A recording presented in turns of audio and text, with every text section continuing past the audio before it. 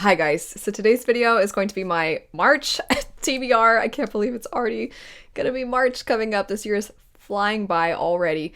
But I recently did a video where I did a readathon announcement, and the readathon is going to be taking place all throughout March. There are different prompts. The main point of the readathon, which I have called the ACMC readathon, which stands for Animal Companion Mythological Creature, is to read books with animal companions and mythological creatures. So I have a whole video dedicated to all the details surrounding that, and I did go into detail a little bit about what I'm wanting to read in the month of March for that readathon. I'll have that video linked down below, but for the sake of not being too repetitive, I'm just going to do a quick overview of the books that I mentioned in that video, and then I'll jump into a few others that, if I can, I'm hoping to pick up as well. So the books that are on my readathon TBR are Age of Assassins, Royal Assassin, Flamefall, Alotsoe, The Gilded Ones, Bone Shard Daughter, The Cardinals, Blades, Labyrinth, Lost, and All the Tides of Fate. That is already 9 books. I am not an exceptionally fast reader, so I feel like that's plenty for me for the month. But I have a goal, at least for this first quarter, to try to read 10 to 12 books a month, because if you didn't know, this is basically my job now. And so I have been making it a point to sit and read for a few hours every single day to try to get audiobook listening in, and just generally speaking, make it a huge priority to read a lot, because that's kind of literally what my job is now, to read books and discuss them with you all and inform you as much as possible. So while 9 is, I feel, plenty, and by no means do I want anybody to see a large TBR and think that that is the norm, this is what I do. So I'm gonna try to push myself to read more than just those 9. And to start, we have a couple of books, my darn patrons. So I asked them to vote on some books that they were interested in for the month of March. And initially, The Bone Shard Daughter, which is one of the books from that list, was the highest voted. And it still currently is. And I'm like, okay, cool, that's convenient. But it's also really close between 2 others. And I'm like, darn it, because then I want to try to read what they all want to read too. And I've been wanting to read these books anyway, so if I can, I'm going to try to not only read The Bone Shard Daughter and do a little bit of extra stuff for patrons with that, I'm also going to try to pick up Malice and Priory of the Orange Tree, which, gosh darn it, why did I give you all the option to vote on 2 really, really massive books? I should have just thrown in a bunch of young adult options, because look at these behemoths. So I will say, Priory is long, it's not short, but it's not as long as it looks, because this book is fatter, I think, than Oathbringer over there, and it is not a longer book than Oathbringer. And honestly, Orbit, I have a theory, and you guys can tell me if you think that this is BS. A lot of Orbit books are really fat. In fact, they look much bigger than they actually are, because this is a big book, but it's 630-ish pages.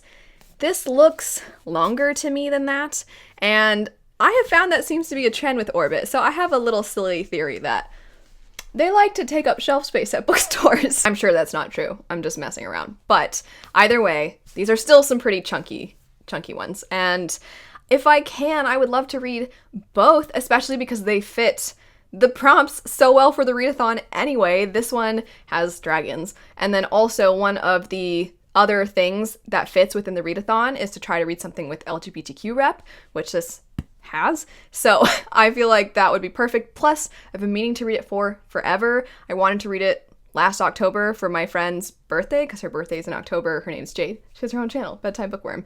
And I like to read some of my friends' favorite books for their birthdays. Last year was just kind of a mess, so I know she's not holding it against me, but I really want to get to it. And then Malice has, I guess there's some animal companion aspects to it, and it's kind of Viking-esque, Celtic inspired.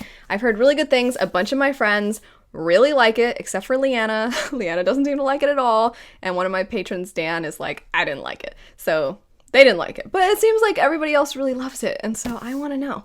I want to know where I fall in my friend group when it comes to this story. I also would like to try to read at least 1 nonfiction book every month, and in the month of January I had 2 on my TBR. I had Atomic Habits and the book Cast. I didn't get around to Cast. I decided to pick up Atomic Habits first because of the fact that it seemed like a good book to try to read in January at the beginning of the year. And then for this month, because I'm currently filming this in February, I'm going to be reading Just Mercy. And so for March, I thought about picking Cast again, but with all the other books on the list already, I feel like I need something a little shorter, and I feel terrible saying this, but a little more entertaining because Cast, I think, is one that is very much about learning, whereas this one is a memoir and it's someone's experience, and that would be Educated. On top of that, when I did my nonfiction TBR, I asked all of you to let me know which book out of all the ones I listed would be the one that you would want me to prioritize the most, and this one may have been the number one pick. If not the number one, it was definitely very high up there, so I do want to get to it to at least honor your votes. So I also have heard fantastic things about this story. It follows a woman who didn't really have a traditional normal upbringing.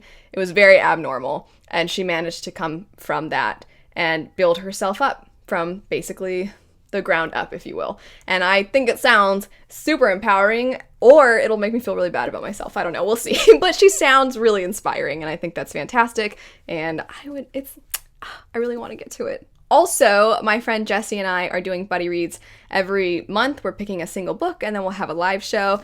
And for March, we have The Bone Ships. March is my birthday month, so I got to pick for March which one we were going to be reading, and I went with this one because apparently there are dragons, and they're like out in the ocean and stuff. It sounds really good, and I've been hearing really great things, and it happens to coincide with the readathon perfectly, so that worked out well. This is one that I will absolutely get to. The other ones, I don't know for a fact because, like I said, my patrons did vote on The Bone Shard Daughter as the highest, which I'm already reading for the readathon. This one I'm definitely going to read for the buddy read with Jessie.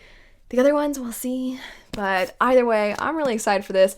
I know that the second one's already out, and these covers, this is my jam. I love a sketched look on the cover. I like when books have a main, usually white or black or gray main color, and then some kind of pops of color. I say it all the time. So this, gorgeous, love this cover, and I hope I love what's inside it as much. Weirdly, I feel like this cover, they kind of have a similar look. This is The Bitter Twins, which is the second book in the Winnowing Flame trilogy by Jen Williams, the first book being Ninth Rain. Did you know I like Ninth Rain? I only mentioned it like every other video last year after I read it. I have to tell you all something. I'm a little embarrassed by this. So I used to joke because a lot of you were saying you were having a hard time getting a hold of this series. Let me first start by saying I don't know if I'm going to get to this. I really want to get to the second book because I love the first book so much. I have a whole in-depth review about it. It sounds really weird every time I try to describe it, but it's fantastic. It kind of is a combination of a bunch of different fantasy subgenres, and I loved it. But anyway, okay, so this is published through the UK. It's not really published here in the US where I live, but I had to order mine off of Book Depository, and I had a lot of people saying, hey, I'm having a really hard time finding hard copies. It seems like they're sold out everywhere. And I jokingly was kind of like, that's probably because of me. But I was totally kidding, because I by no means I didn't think that many of you would be interested after I'm nonstop talked about it. I thought I would eventually get annoying and you guys would be like, oh, that book again. But I guess I'm pretty much never on Twitter. But Jen Williams had a tweet and was like, I don't know what's going on, but everybody seems really interested in my books and keeps asking about them. Was there like an article or something? And I was like, oh, I think maybe I might be the article or something, which is kind of scares me. But I'm so excited that so many of you are super interested in this. I do want to also say that Petrick has also enjoyed this. He's read all of them, so he's really liked it, and I'd like to think that, I don't know, maybe it's Petrick's fault. It's probably my fault, but that's so exciting. If I had any bit to play in it, I feel scared, but a little conceited, and also kind of excited. It's a strange mix of emotions, but I really want to read the second one. That's really all I was gonna say. So if I read all 9 of the books on my readathon TBR and these, that would be 14. That's a lot for me. So we'll see. Hopefully I can get around to all of these. I also have a list of new releases that I want to read because I'm trying to also set aside time every month to read some new releases, so that way all of you can have a little bit more information. I don't know if I'm going to get to very many new releases in March besides the ones that are already listed from the readathon TBR, so we'll see. If I can, I will try very hard. The whole point of a readathon is to really push yourself, right? So hopefully I can get around to all of these. But anyway, thanks so much for watching. If you are interested in that readathon, I will have the video for it linked. I hope you have a lovely rest of your day, and I'll see you all later. Bye.